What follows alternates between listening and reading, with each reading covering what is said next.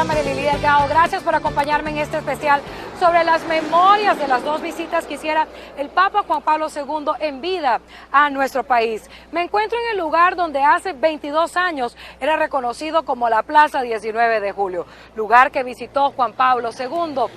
En 1983, el Papa Viajero, el mensajero de la paz, como está siendo reconocido en estos momentos, emprendió su primera visita a Centroamérica, una región que se encontraba en guerra, dividida. El vicario de Cristo encontró entonces en Nicaragua un país polarizado, un país que era escenario del conflicto este-oeste, un país que tenía censura de prensa. Fue una histórica visita que, en medio de la alegría de recibir al embajador de Jesús, resultó una inmensa tristeza para miles de católicos, quienes 22 años después consideran que el Papa Juan Pablo II fue irrespetado. Y esto ha sido calificado como un error histórico. Pero también, 22 años después, existe una visión totalmente diferente de lo que ocurrió en esta plaza en ese marzo de 1983. Para algunos todo fue producto de las circunstancias sociopolíticas que vivía nuestro país en ese entonces, ya que en ningún momento, aseguran, el Frente Sandinista tuvo el ánimo de agraviar u ofender a su santidad. En todo caso, 20 años después de ese 1983, dirigentes sandinistas pidieron perdón a la Iglesia Católica y el Papa Juan Pablo II regresó a Nicaragua en 1996. Hoy queremos recordar esas dos históricas visitas que realizara su santidad a nuestra Nicaragua. Veamos.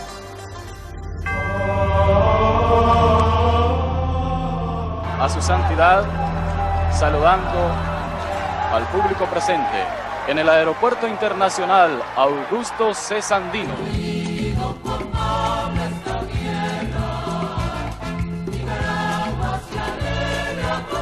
Al pisar el suelo de Nicaragua, mi primer pensamiento agradecido va a Dios, que me brinda la posibilidad de visitar esta tierra de lagos y volcanes, y sobre todo este noble pueblo tan rico de fe y de tradiciones cristianas. Me trae a Nicaragua una misión de carácter religioso. Vengo como mensajero de paz. El Papa nos trajo la libertad y a pesar de las cadenas, nosotros comenzamos a ser más libres. Yo creo que ese es un fenómeno que va ahí presente en la historia después de la visita del Papa. Bienvenido a Nicaragua.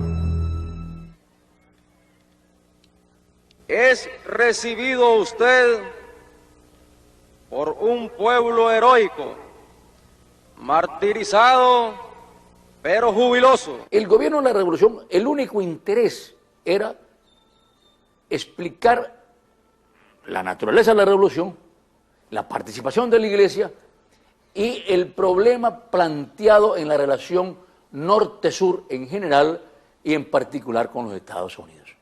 Lo único que se pretendía que el Papa llevara de regreso una visión distinta de la revolución en esos tres ámbitos. En el ámbito doctrinario de la teología y la liberación. Nuestra experiencia nos demuestra que se puede ser creyente y a la vez revolucionario consecuente, y que no hay contradicción insalvable entre ambas cosas. Y los patriotas y los revolucionarios cristianos son parte integrante de la revolución popular sandinista desde hace muchos años. Porque era una revolución cristiana que reivindicaba la teología de la liberación. Otro problema de carácter doctrinario para el Papa. Porque para el Papa, cristianismo y revolución... Sí había contradicción. y nosotros decíamos que no había contradicción. El Papa habló en ese discurso, y que es lo que provoca cierta reacción, habló de la unidad de la Iglesia, habló de la dificultad que sería una iglesia popular. El Papa vino a dar una doctrina clara sobre la unidad de la Iglesia, pero evidentemente había muchos intereses para tratar de que esa doctrina no quedara clara, porque la Iglesia Popular era el brazo religioso del Frente Sandinista. Pero además, en el caso de Nicaragua, había un elemento mucho mayor. No solamente porque la consideraba un país asociado al comunismo internacional, de manera que habían dos elementos doctrinarios que hacían de la visita del Papa a Nicaragua una visita conflictiva previamente anunciada. Visita que 3 días antes de ese histórico 4 de marzo de 1983 estuvo a punto de suspenderse, según Monseñor Carballo, quien 22 años atrás era director de Radio Católica y párroco de San Miguel Arcángel en Las Brisas. De Roma viene lo que a Roma va. La información que llegó a Roma fue contradictoria. Dentro de Nicaragua había gente políticamente que no quería que el sandinismo se aprovechara de la visita del Papa, y usted sabe, seguramente otros intereses geopolíticos no querían aislar pues al gobierno. Entonces, por supuesto que el Papa, con toda esta información, llama a los obispos para tomar una decisión final. Hay un momento en que el Papa me dice, cree que es conveniente que vaya, cree que el pueblo de Nicaragua va a responder. Santo Padre, yo le aseguro que el pueblo de Nicaragua lo va a responder, aunque vive en momentos difíciles, pero va a saber el pueblo pues esperarlo. Recuerda que partieron de Roma rumbo a Nicaragua ese mismo día. La Junta de Gobierno había formado una comisión que negoció con el Vaticano los detalles de la visita del Papa. Habían serias contradicciones. Las negociaciones se llevaron hasta niveles, digamos, inimaginables. A mí no me extraña que Monseñor Carballo te haya dicho de que ya se sentía en el ambiente, un ambiente pesado en cuanto a la visita, porque esas negociaciones fueron muy duras. Se sube la portezuela del avión a la Italia. Es costumbre cuando el Papa llega a un país, realmente el arzobispo, donde él llega, sube al avión juntamente con el señor nuncio para bajar juntamente con él. En esa ocasión, pues, no permitieron que este servidor de ustedes subiera al avión. El gobierno, pues, que estaba de turno, no permitió. Aldo Díaz, entonces director de protocolo ad hoc de la Junta de Gobierno, controlada para entonces por los sandinistas, fue la persona que subió en la escalería para bajar con su santidad. Es muy probable, y tal vez debo decir casi seguro, que en visitas papales, en aras de una relación armónica Estado-Iglesia, el arzobispo del lugar suba a recibir al Papa. Pero en este caso concreto, tanto la Iglesia como el gobierno de Nicaragua acordaron que fuese una visita de Estado, como jefe de Estado. ¿Qué tanta simpatía tuvo esta decisión en la Iglesia? Ese es un problema que yo no puedo juzgar, pero sí tuvo esa decisión. Entonces el protocolo exige que sea el director de protocolo el que suba a recibir al jefe de Estado para darle la bienvenida, con un solo propósito: para cuando baje presentarle a las autoridades nacionales.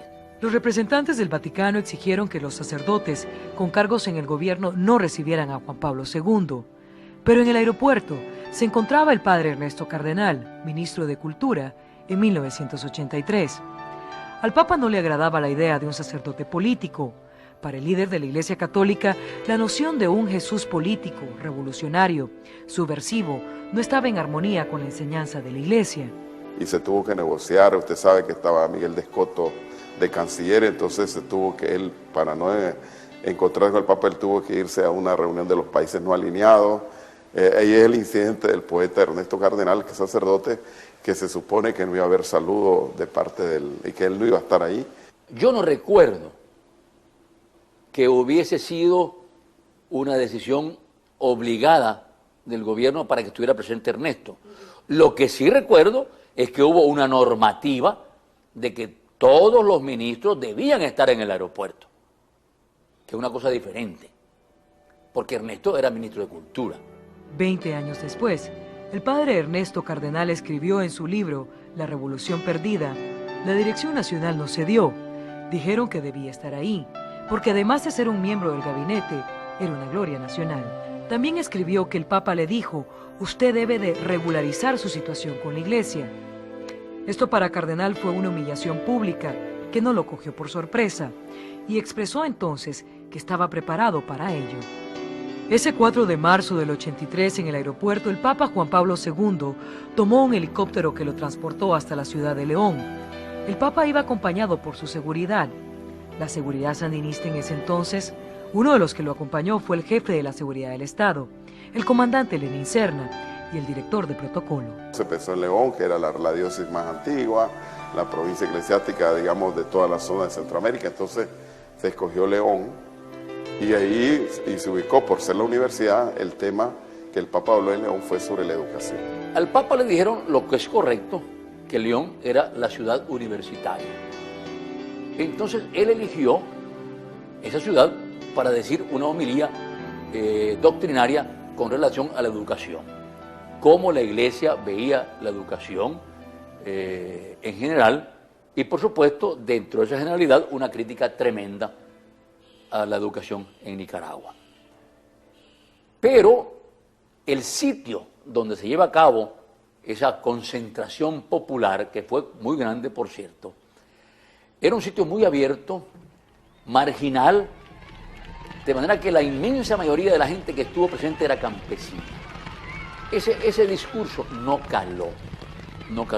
Caló en los universitarios que estaban allí, en los religiosos que estaban allí, porque tú sabes que también León tiene muchos religiosos, y por supuesto la gente que andábamos acompañando al Papa. Hoy me dirijo a las personas que en Nicaragua y en los otros países se dedican de un modo u otro a la educación en la fe. Que en este país era un tema muy álgido, porque la educación tenía toda una fuerza, digamos, estatal, pues la educación era...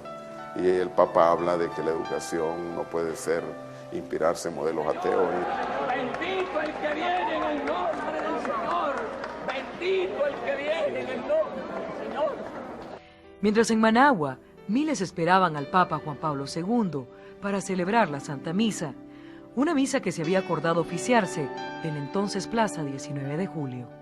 Cuando la Iglesia, mejor dicho, cuando los delegados papales se dan cuenta que había una gran valla con unas pinturas de Carlos Fonseca y algunos fundadores de la Revolución y algún mensaje alusivo a la Revolución, ellos pidieron que le quitaran esa valla y el gobierno no aceptó.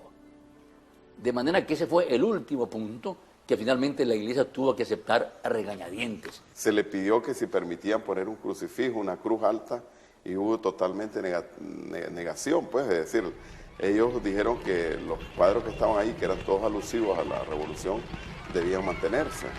O sea, no hubo ni siquiera capacidad o deseo de quitar eso para poner algo alusivo al Papa.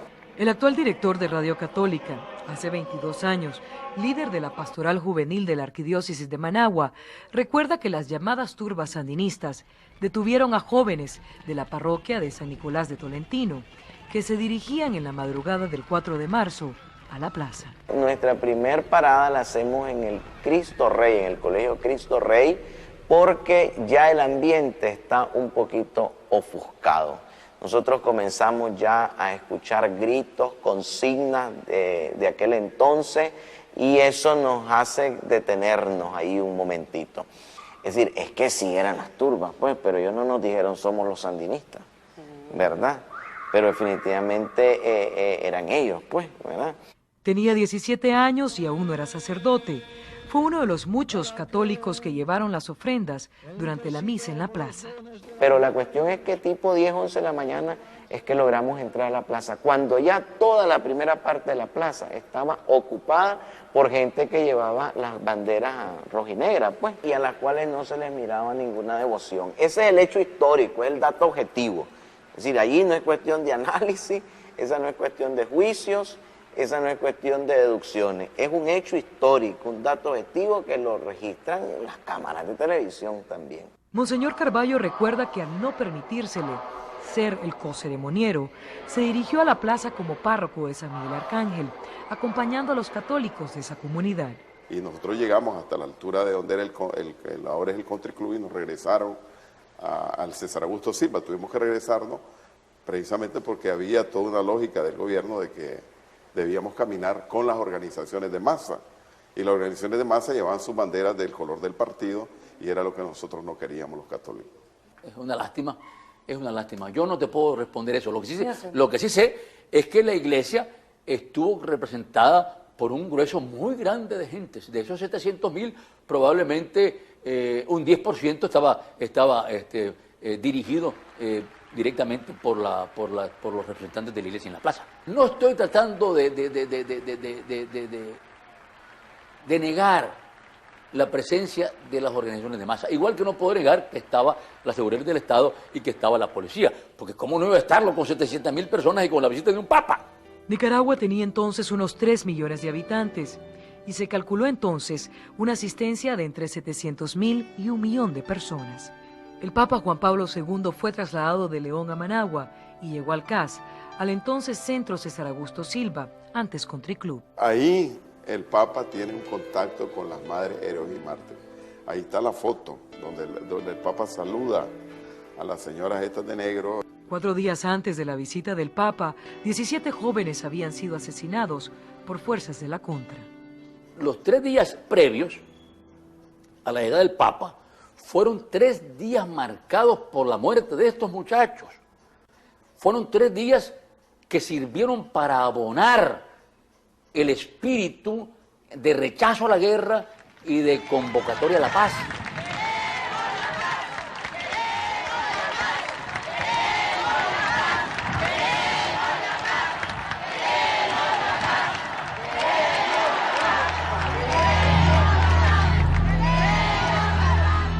Y de esa manera ingresó el Papa Juan Pablo II aquí, lo que era la Plaza 19 de Julio, hace 22 años. Hoy que los restos del Papa Juan Pablo II descansan en Roma, miles de medios de comunicación hacen un recuento sobre su vida, sobre sus viajes.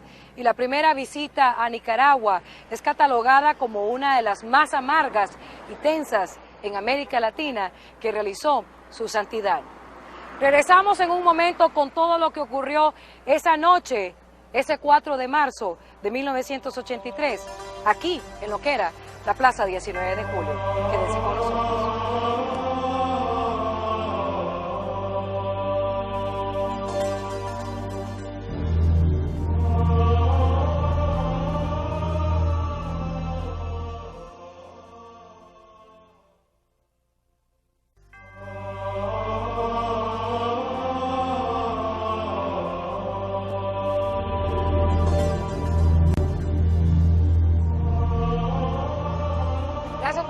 Nosotros en este especial de Vidas y Confesiones.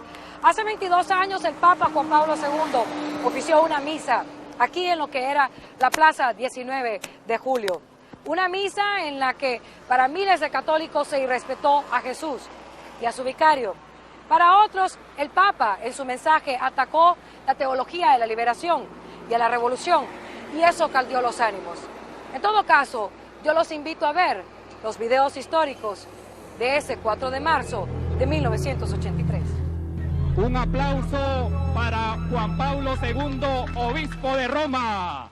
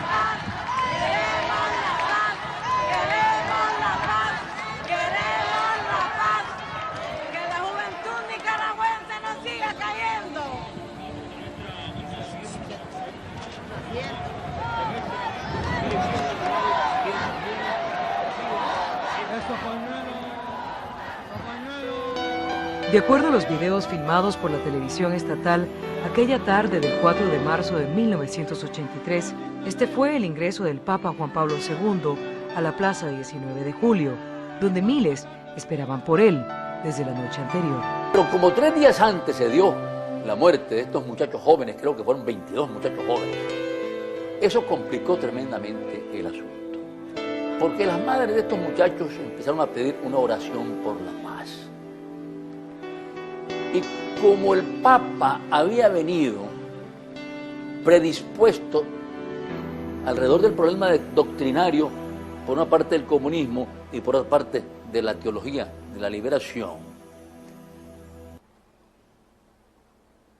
tuvo una lectura de esa solicitud de oración por la paz diferente. Como creyente católico y como sacerdote, yo me siento ofendido con esa explicación. Me siento ofendido porque ¿quién es el que todavía hoy duda de la lucidez, de la ecuanimidad y de la iluminación evangélica que el Santo Padre dio al mundo, no solo a Nicaragua? ¿Y quién es el que hoy duda de la sensibilidad social que el Santo Padre tuvo durante toda su existencia? Una sola fe, un solo bautismo, un solo Dios y Padre de todos, que está sobre todos, por todos y en todos.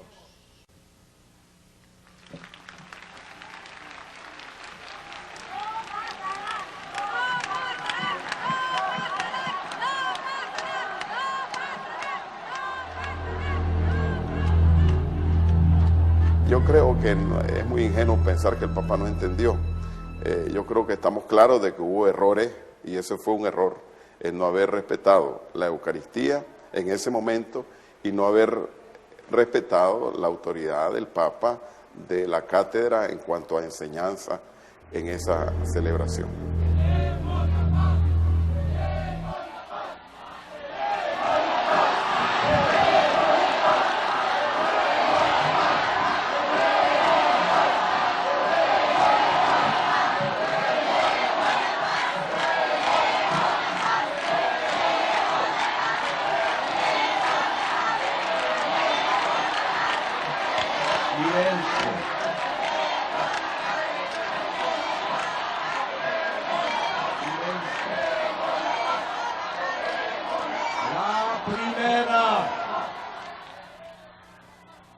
La primera que quiere la paz es la Iglesia.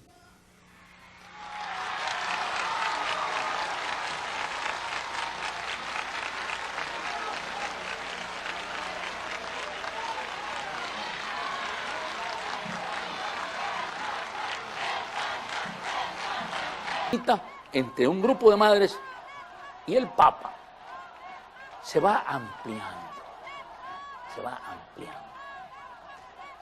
Y al final de la misa, después de todos los problemas que pasaron allí, que el Papa pidió silencio, que el Papa dijo que la Iglesia era la primera que se preocupaba por la paz, después de la homilía que fue muy dura,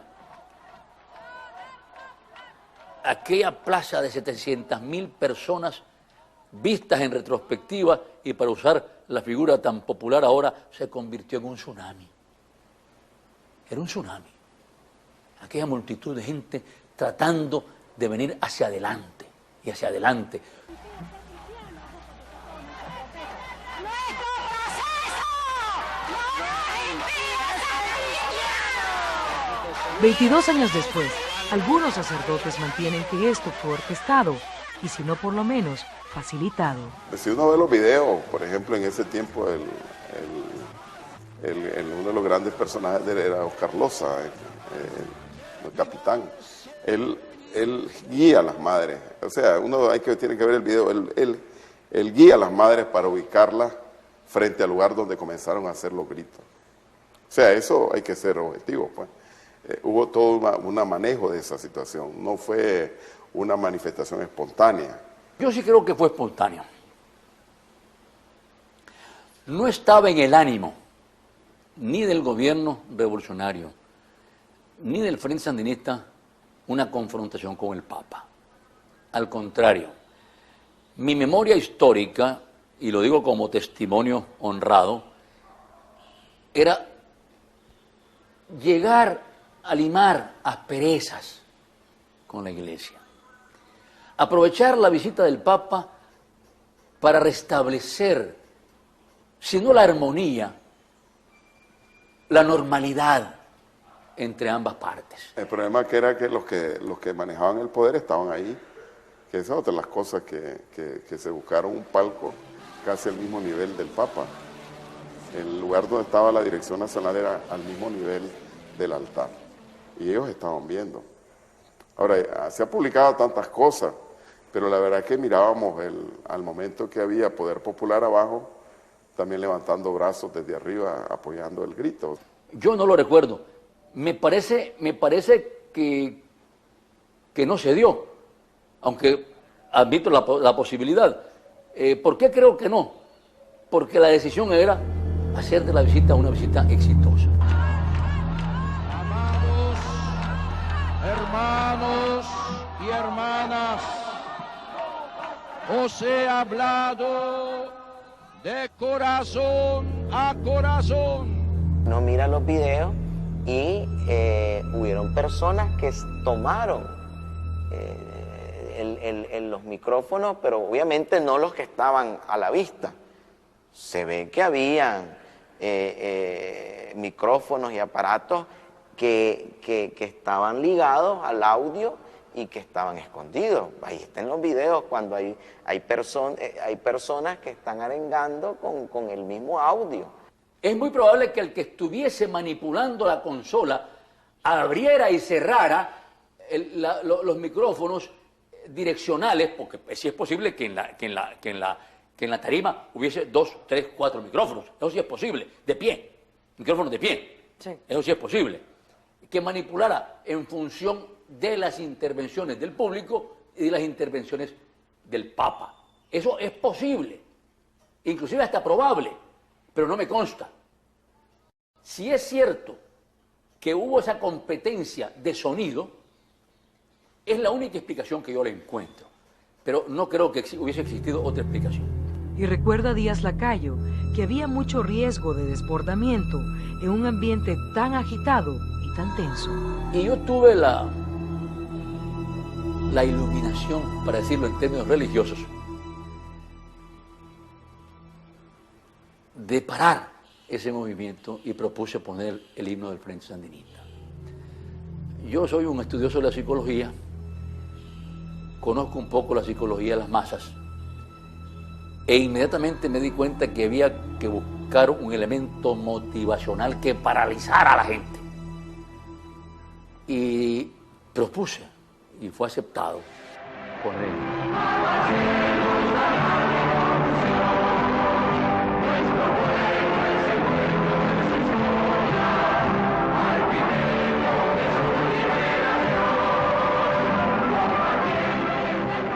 Pero digamos fue providencial porque en determinado momento estaba tan tensionada la gente que estábamos en la plaza, los católicos y los grupos de organizaciones de masa, estábamos tan confrontados que si no hubiera habido el himno, posiblemente eso hubiera terminado en una guerra campal.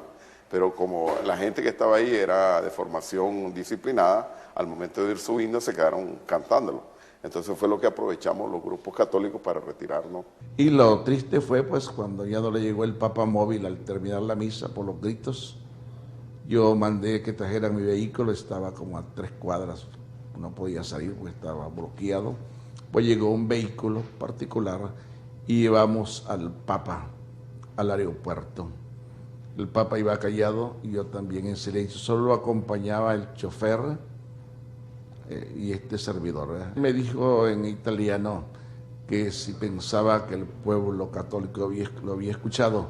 Yo le dije, Santo Padre, si el pueblo lo quiere, lo ha escuchado, solo que las circunstancias no nos favorecieron. Y en el aeropuerto pues yo lo acompañé hasta cerca del avión.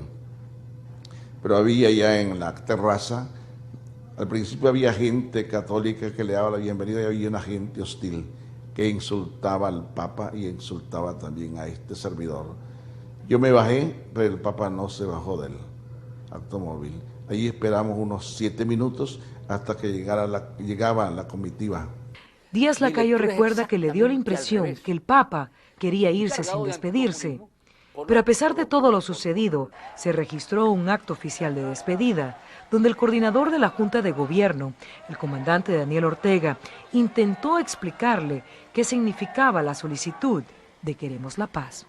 Cuando nuestro pueblo pide la paz, la quiere para tener las posibilidades, no enriquecerse, ya que nosotros no queremos enriquecernos, sino que quiere llenar sus necesidades elementales de vida y de subsistencia.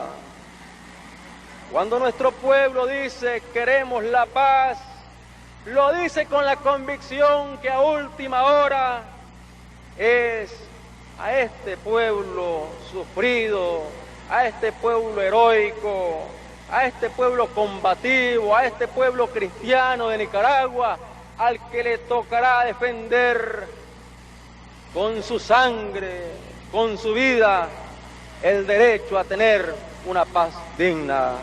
El Papa pronuncia el discurso que ya tenía preparado y no hizo ninguna referencia a lo ocurrido en la plaza.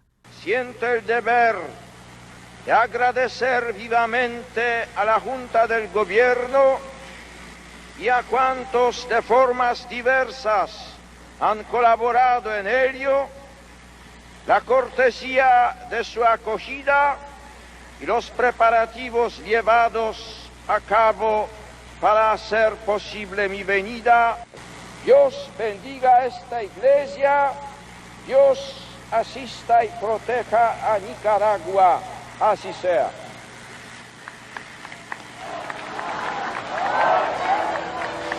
Muchas gracias. Fueron las últimas palabras que pronunció esa noche de 1983. Fue para nosotros pues una tristeza que no se le hubiera podido dar en la primera visita ese calor y ese cariño que es propio del pueblo católico de Nicaragua.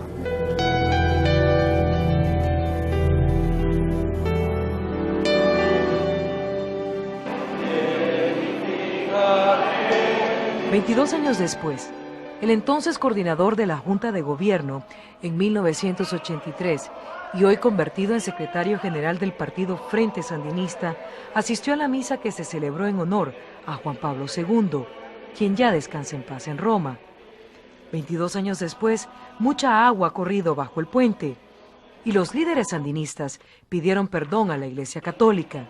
Yo pienso que a partir de la visita del Papa viene una reflexión, primero superficial, después un poco más profunda, primero muy reducida, después un poco más amplia.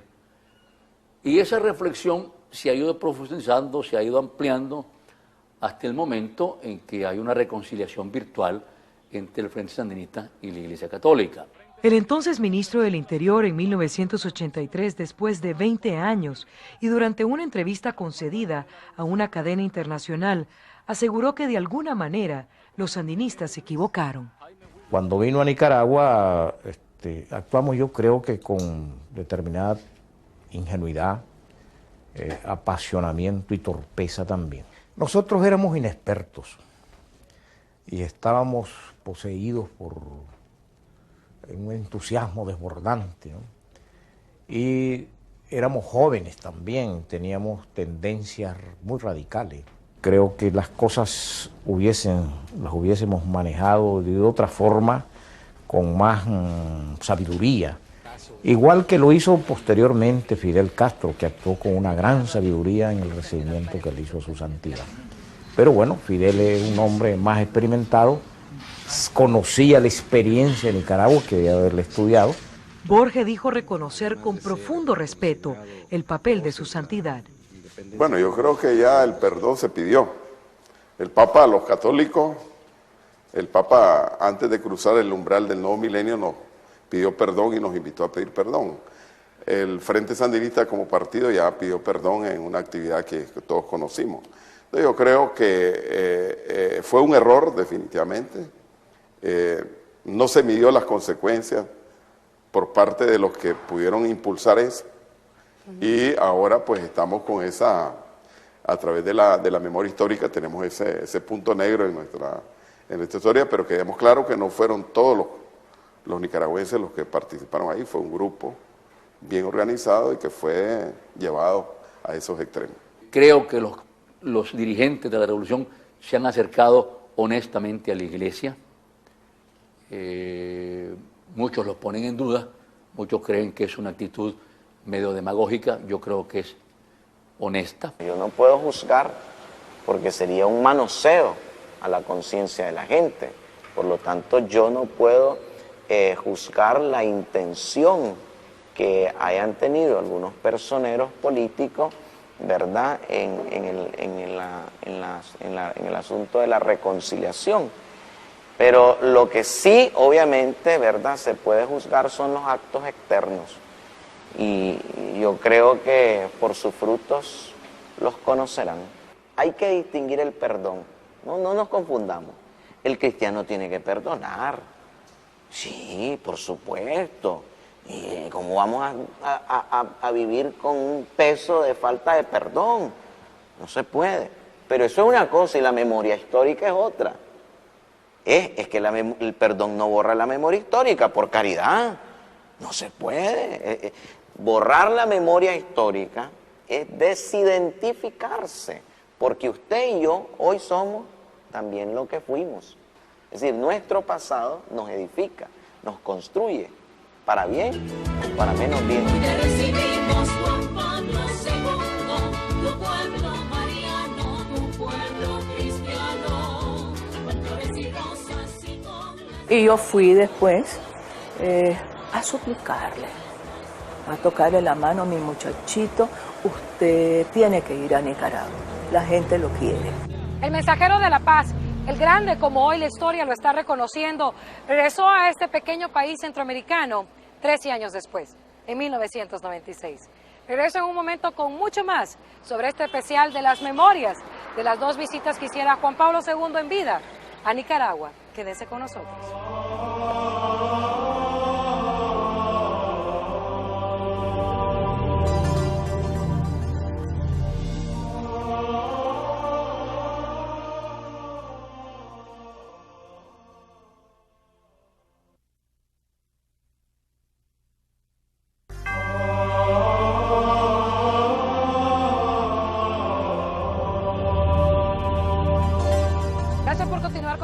En este especial de Vidas y Confesiones sobre las memorias de las dos visitas que hiciera en vida el Papa Juan Pablo II a Nicaragua. El Papa regresa a nuestro país en 1996. La guerra ya había acabado y a nivel mundial el comunismo había caído. Para miles de creyentes católicos este reencuentro con su santidad sirvió para quitarse la pena moral que dicen muchos cargaban desde los años 80. Veamos. Te recibimos, Juan Pablo II, tu pueblo mariano, tu pueblo cristiano, con flores y rosas y con... Y yo fui después a suplicarle, a tocarle la mano a mi muchachito, usted tiene que ir a Nicaragua, la gente lo quiere. Te recibimos, Juan Pablo II, tu pueblo mariano, tu pueblo cristiano. Yo lo recuerdo, una belleza que este hombre aceptó que regresara aquí a Nicaragua. Ay, no, es que me parece un sueño, me parece mentira, pero bueno, está en el cielo, ¿no? Yo le recuerdo que le dije al Santo Padre, vaya a Nicaragua, hoy las circunstancias han cambiado, para que usted conozca lo que es el pueblo de Nicaragua, un pueblo que tiene un gran amor a la patria, un gran amor a la Eucaristía, un gran amor pues a la Iglesia, un gran amor a María y al Papa, que vaya, Santo Padre. Y el Papa generosamente aceptó la segunda venida. Ha sido una invitación particularmente cálida y cordial, que agradezco profundamente. Esta visita se desarrolla en circunstancias muy distintas de la anterior.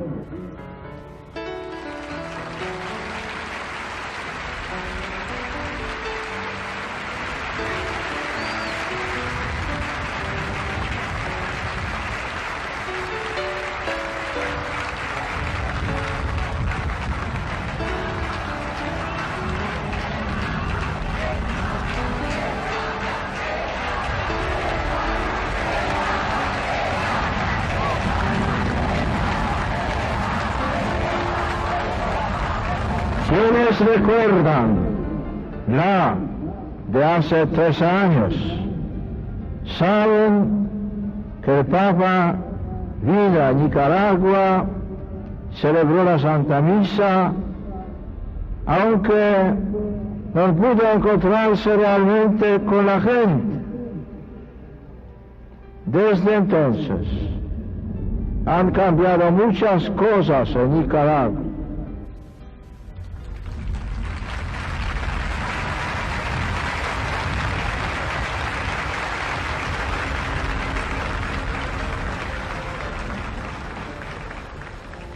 Por eso, tanto nuestra nación como el Papa mismo deseaban vivamente tener la ocasión de una nueva visita pastoral que fuera un verdadero encuentro. El pueblo salió a las calles a llorar, a pedirle perdón al Papa en nombre de Nicaragua, aunque el pueblo fiel no fue el que había cometido eso. Pero hay un dato bien importante, María Lili, que cuando también hablo yo del pueblo fiel, estoy hablando de muchísima gente que había participado, ¿verdad?, en el 83, cometiendo este tipo de irrespeto a la Eucaristía en primer lugar, porque lo que más le dolió al Papa fue el irrespeto a su sacramentado. La segunda vez que el Papa vino a Nicaragua no nos invitaron, a nosotros los sandinistas. Yo hubiese querido ir. De mi visita anterior, recuerdo un eslogan muy repetido: queremos la paz. Gracias a la divina providencia, la paz ha vuelto a nuestro país. Hermosas palabras del Papa reflejando la historia de Nicaragua. La paz ha vuelto. Ojalá que todos sepamos conservar la paz.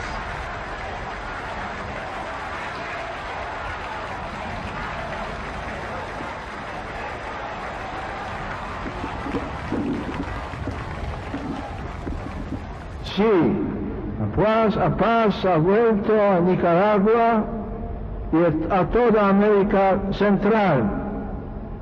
Esto me ha movido a visitar de nuevo al menos algunos países de esta parte del continente americano, y en particular Nicaragua.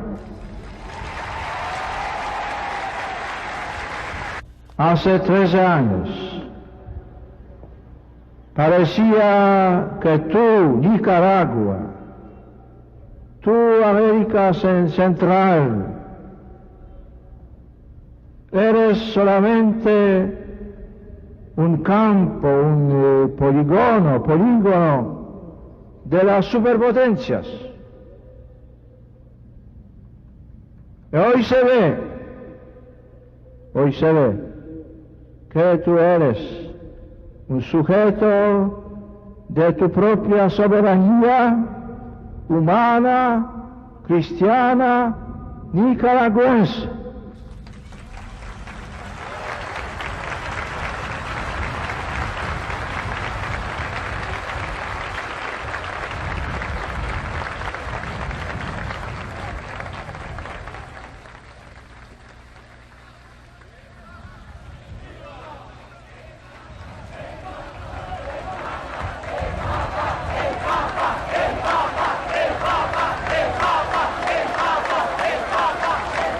Me recuerdo la celebración de hace 13 años.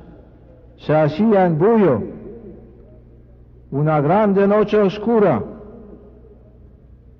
Hoy se ha hecho la misma celebración eucarística en el sol. Se ve que la providencia divina está actuando sus designios en la historia de las naciones, de toda la humanidad. El entonces jefe de la Seguridad Personal de la Policía Nacional recuerda que se registró una excelente coordinación con las autoridades religiosas. Unos 3.500 policías participaron en el plan de seguridad de la segunda visita de Juan Pablo II, además de 3.000 brigadistas que apoyaron el plan sobre Carretera Norte y la Plaza La Fe. El Papa Móvil provino de Chile. Un policía nicaragüense, Jesús López, lo condujo. Sí, el chileno lo entrenó a él para que manejara el Papa Móvil. Entonces se metió a un plan de entrenamiento y hasta que ya tuvo la destreza y la habilidad, el chileno dio lo que hombre tiene las destrezas para manejar el Papa Móvil, pues porque es que no es solo el Papa Móvil como tal, es el Papa Móvil con el montón de carros y saber llevar distancia, saber cómo acelerar y no creas, son cuestiones de detalle que de repente pues vos ves cómo va circulando, pero parece que van todos al mismo ritmo, a la misma velocidad, pero eso lo tenés que practicar. Me recuerdo que en el taller de seguridad personal ahí estuvimos practicando con el Papa Móvil, sí, pero horas y horas hasta que Jesús lo aprendió a manejar muy bien, pues, y el chileno dice, está mejor que cualquiera de nosotros, lo está manejando excelente y con una serenidad. Y yo le preguntaba, Jesús, ¿estás nervioso? ¿No vas a cometer errores a la hora que vayas con el Papa? Entonces, no. ¿Y Jesús era policía o...? Policía, es un mecánico de nuestro taller. Doña Violeta quiere que se parte en dos la plaza y que entre por ahí el Papa, y también así lo estaban pidiendo la gente del Vaticano. Y yo estaba escéptico, nunca lo habíamos hecho en Nicaragua eso. Entonces tenemos que hacer una inversión fuerte en infraestructura. Si ustedes me logran poner malla ciclón fuerte y bien amarrada para soportar la presión de la gente, nosotros lo podemos hacer, y así se hizo.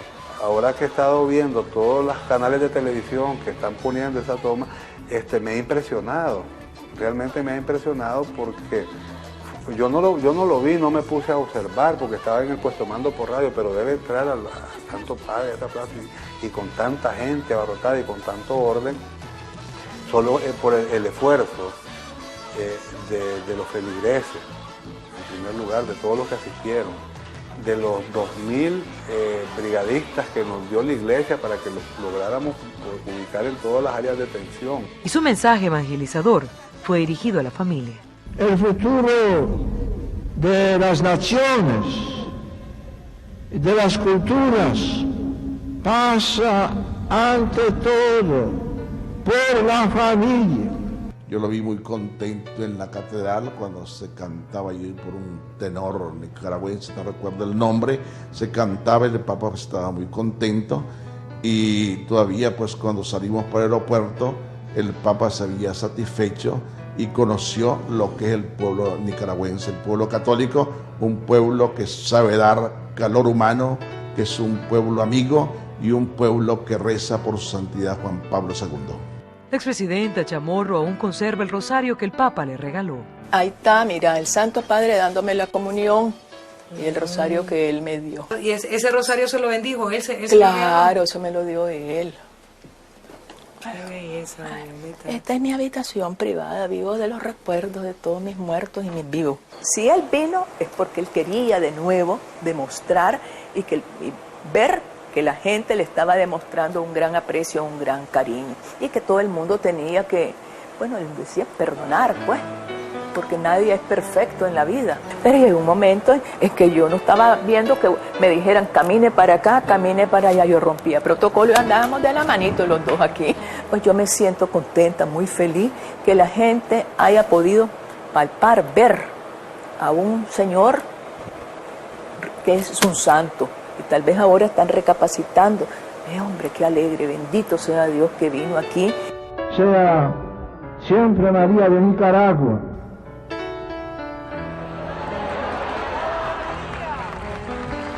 Rezar también por el Papa. Muchas gracias.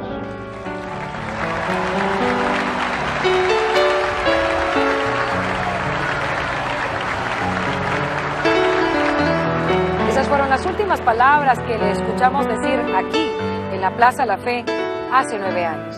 Regreso en un momento con más, en este especial de Vidas y Confesiones.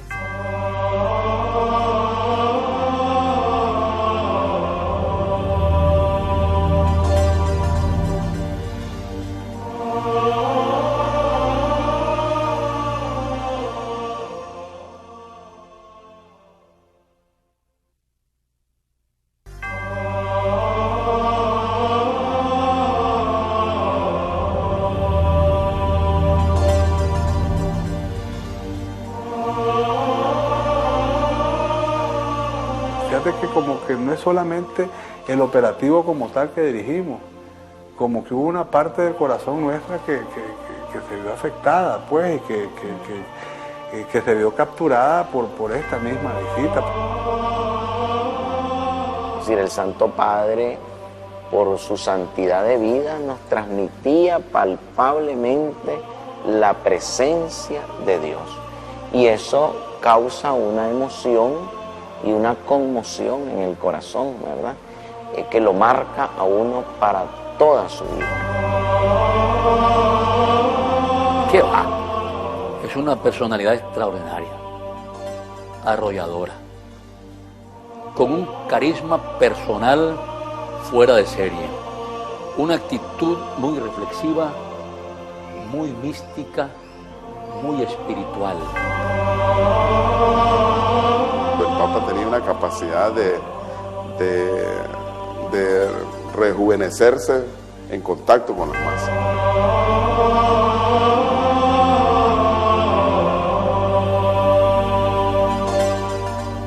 Si dicen que los papas son infalibles, este papa es invencible. Es de una capacidad absolutamente fuera de lo común. Yo diría, pues, un gran evangelizador. Siento que el Papa es un santo y el Papa quería a los nicaragüenses. Papa Juan Pablo II descansa en paz en Roma, y para miles de creyentes y no creyentes, este fue un personaje extraordinario con un carisma fuera de serie, un verdadero peregrino por la paz, un papa conservador en materia doctrinaria, pero liberal y progresista en su visión ideológica del mundo. Un papa que se opuso a la guerra en Irak y que pidió perdón por los errores de la Iglesia Católica, pero un papa que también se opuso al aborto y al control artificial de la natalidad. Lo que sí es cierto es que era un personaje que irradiaba una energía especial y que en cada país que visitó dejó una huella. Nicaragua no fue la excepción, aquí el Papa dejó una huella imborrable. Quiero agradecer a todas las personas que compartieron sus recuerdos con nosotros en este especial de vidas y confesiones sobre las memorias de las dos visitas que hiciera Juan Pablo II en vida a Nicaragua. Y quiero agradecer también a todas las personas que nos apoyaron para llevarles hasta cada uno de sus hogares este programa especial. Muy buenas noches y los invito a que nos acompañen cada domingo, recuerde, a las 6 de la tarde, aquí en Vidas y Confesiones por Canal 2.